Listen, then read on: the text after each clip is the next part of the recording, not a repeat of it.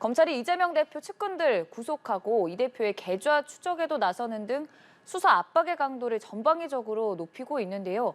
이 대표가 검찰이 수사가 아닌 쇼를 하고 있다며 정면 비판했습니다. 국회 연결해 보죠. 임혜준 기자.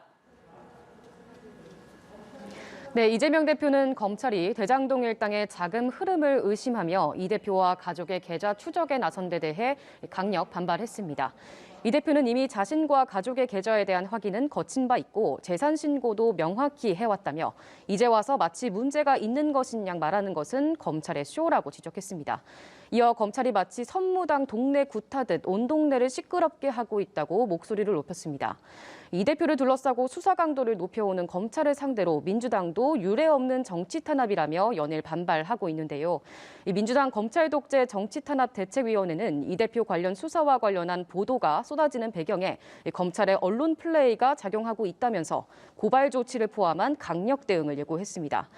국민의힘은 이 대표를 상대로 조사를 받으라고 압박을 이어갔습니다. 성일종 정책위 의장은 이 대표가 명예를 회복할 길은 떳떳하게 검찰 수사에 응함으로써 1원이라도 받았으면 공직을 내려놓겠다 선언한 자신의 말을 지키는 것이라고 강조했습니다. 네, 그리고 앞서 얘기를 잠깐 나눈 대로 우여곡절 끝에 이태원 참사 국회 국정조사 특위가 꾸려졌습니다. 근데 벌써부터 반발의 목소리가 많이 나오고 있거든요. 앞으로 좀 후속 상황 전해주시죠. 네, 어제 여야는 한 차례 협의 파행 끝에 국조특위 설립에 가까스로 합의했는데요. 이 당 차원의 국조 수용과 관련해 국민의힘 내부에선 여전히 반발 기류가 감지되고 있습니다.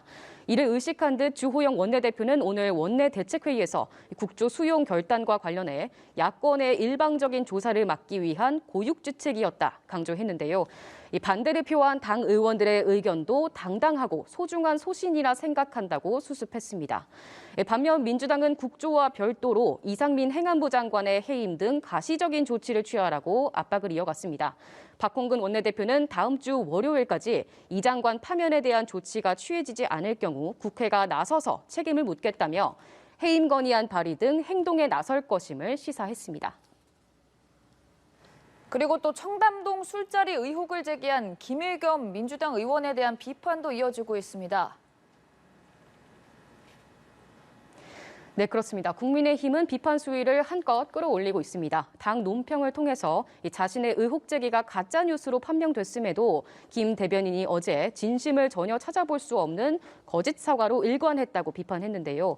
주호영 원내대표도 공당의 대변인발 거짓말이 되풀이되고 있는데 이를 그대로 두는 민주당이 이해되지 않는다고 쏘아붙였습니다.